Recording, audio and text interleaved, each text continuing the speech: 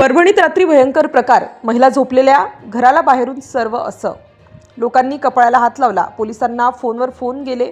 पायाखालची माती सरकली। नेमकं काय घडलं होतं त्या रात्री? घरात शांत झोपलेले पती पत्नी आणि बाहेर कुठेतरी दबा धरून बसलेली भीती। परभणी जिल्ह्यातील एका गावात ही घटना घडली। गावाच्या वेशीबाहेर शेतात रस्त्यापासून थोडा आत माणसाची वर्दळ कमी असलेल्या भागात त्या ठिकाणी एक छोटं घर होतं। आजूबाजूला शेत।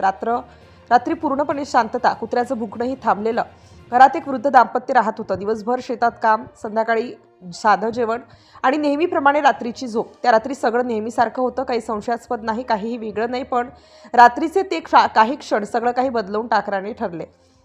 घराभोवती अचानक हालचाली सुरू झाली। कोणतरी बाहेर फिरत होतं। पावलांचा आवाज, मातीवर पडणाऱ्या पावलांची चाहूल। घरात झोपलेल्यांना याची कल्पनाही नव्हती। दारं बंद होतं। दिवा विझलेला, संपूर्ण घर झोपेत आणि त्याच वेळी दाराबाहेर काहीतरी भयानक घडत होतं।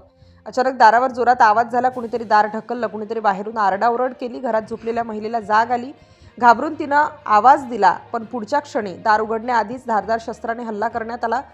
घराच्या आत रक्त सांडलं, किंकाळ्या फुटल्या। शेजारच्या शेतात झोपलेल्यांनी आवाज ऐकला। काही क्षणात संपूर्ण परिसर हादरून गेला। कोणी धावत आलं, कोणी टॉर्च घेऊन, कोणी मोबाईलचा फ्लॅश लावून।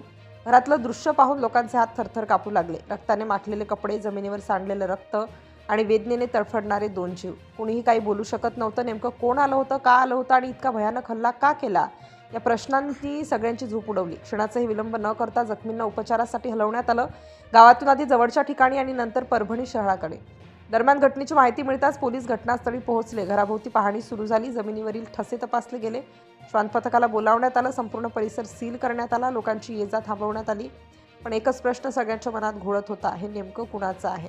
घरफोडी, जुनं वैर की काही वेगळंच कारण?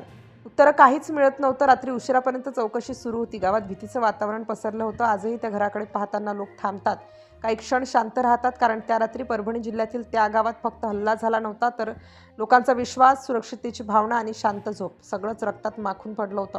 आणि आजही प्रश्न तसाच आहे, रात्री झोपलेल्या घरावर बाहेरून असं का झालं? नेमकं कोण होतं? ते अंधारातलं भय उत्तर शोधण्यासाठी संपूर्ण परभणी हादरलेली आहे।